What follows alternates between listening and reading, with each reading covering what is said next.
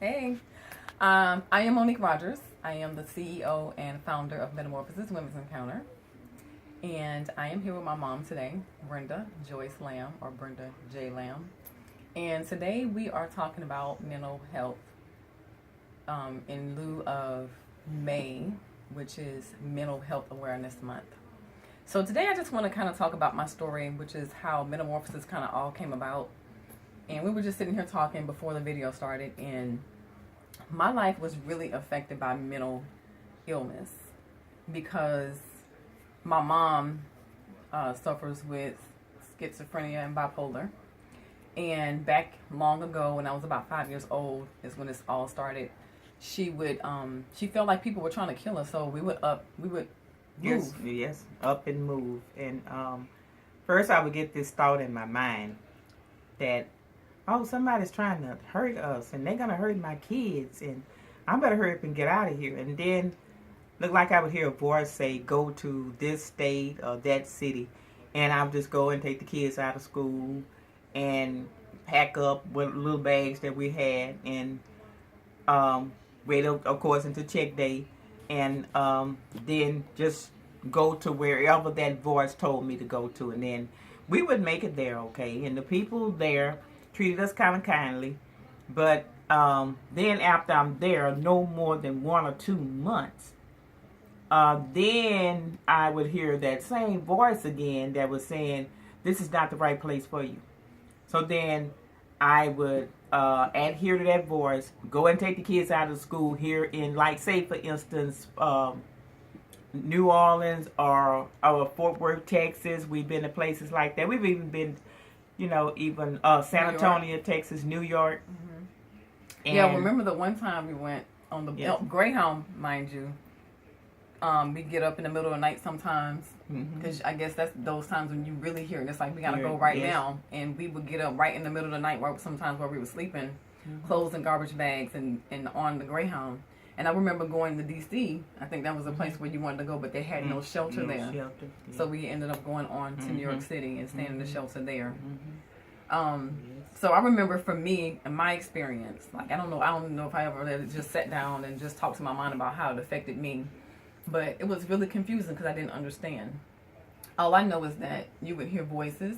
Yes. Is that the schizophrenia side of it? Yes, that's the schizophrenia side of it. And I also suffer with a little bit of bipolar, which is 2 different sicknesses reaction in the brain. Both of them causes brain damage.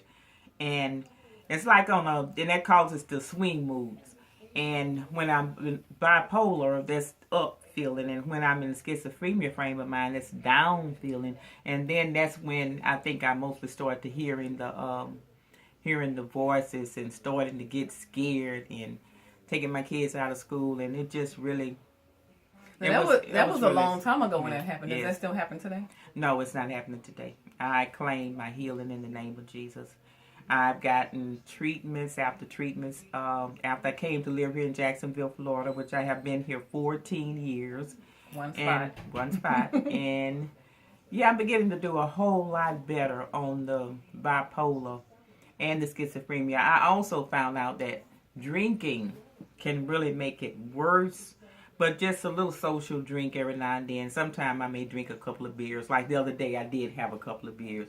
And it didn't seem to bother me. It helped me rest more than it bothered me. Okay. And but you were saying that you think some things that trigger that is sadness. Sadness, yes.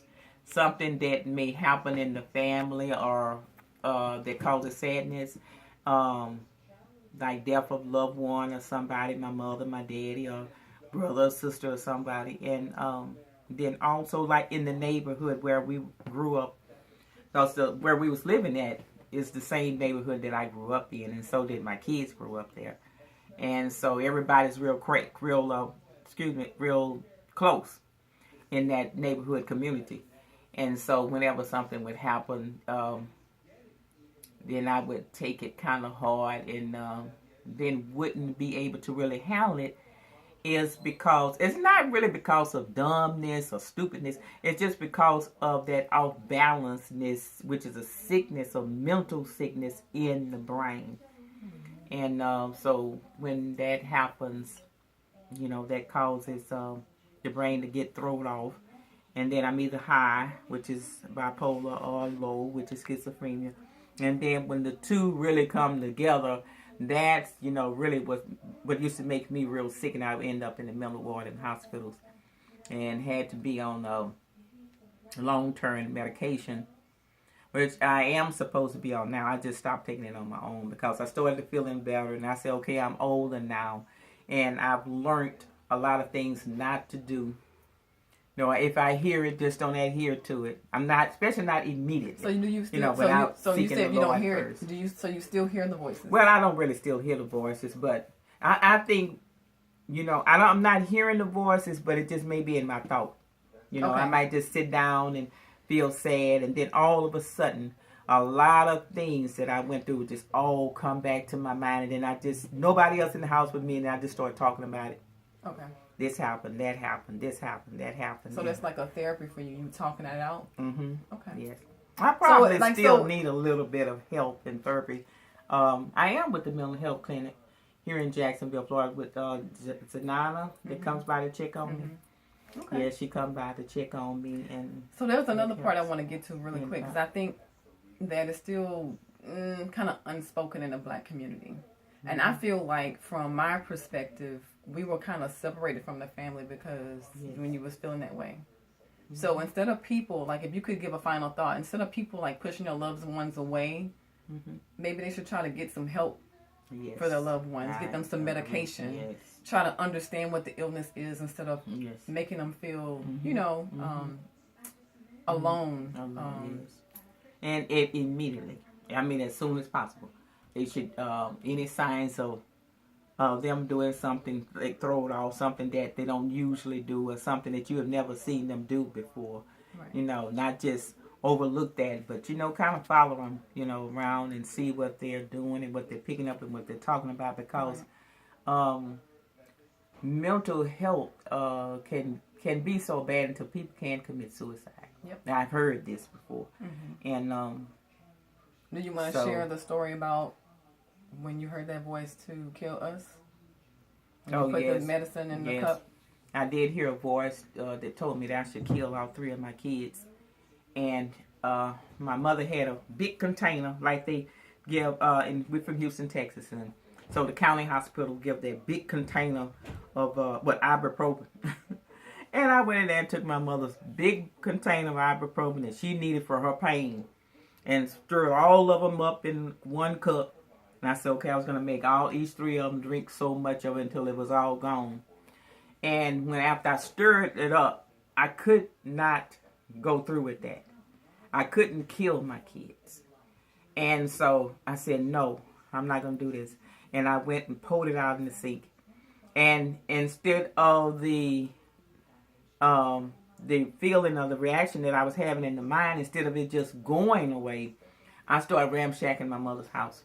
Started throwing stuff out. Scary. Mm-hmm. I remember that like it was yesterday. Like she just throwing stuff screaming, and then all of a sudden she just started throwing everything out of the living room, out in the yard. I was just like, oh my God, what's going on? So years later, finding out that's what it was. I'm glad the police came and when the police came, I went in the back bedroom. I had a dress on. I had my slip and underwear and stuff on, but I took the dress off. I don't know why. I guess I got hot. And I took the dress off. The police came, and they knocked on the door. It was maybe about 5 police cars. I started running from the police officer. He was chasing me down. I was still running, saying, stop, stop. And so when he grabbed me, they said, well, we're going to have to put handcuffs on her.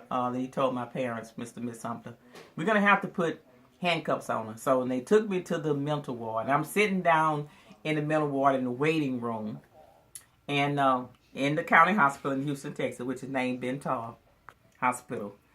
And I don't know if the nurses was watching me or what, but I kept looking at the door and looking at the door. I said, okay. So I said to myself, the next chance I get, I'm going to leave from here. It's taking them too long to wait on me. Right. And so then I seen this Mexican couple, the Hispanic couple. And so I walked outside, and when I got outside, I said, which way are you all going? And they said, we're going out the North Freeway. And I said, oh, good. Can you give me a ride? And they said, yes, we'll give you a ride. I got in the truck with the Mexican man and his wife, and I got off maybe about a mile. You know where Fulton? Okay, we live we had to get to Cavalcade, Fulton. not Irvington. I mean Fulton. One was Fulton, one was Irvington, one was Fulton, and then the North Freeway. Okay, I remember. So I got off the freeway in North on Cavalcade and walked late at night. Nobody bothered me. I guess the grace of God was with me. Nobody bothered me that time of night, and I made it back home. And another thing was strange about it. Nobody contacted us from the hospital. That was so strange. They didn't call. They didn't send the police again. And when I came to the house, I told Mother and Daddy that I was sorry because I'd come back in. And they said, yes, you can go back in, go back there in the bedroom, lay down. Well, thank you for sharing that, Mom. I'm very sorry. I owe them an apology. Oh, Mom. Every time I think about it, how, I don't know, it's just crazy. It's crazy. Well, and that's why I would tell anybody, get some treatment. Get some help as soon as That's possible. the bottom line for Mental Health Awareness Month is to get the treatment. It's a serious issue. People are hearing voices. People are dealing with major mood swings. Get the people some help. Don't push them away. Love them by giving them the help that they need. So this is Monique Rogers and my mom, and this is our take on mental health awareness. Thank you.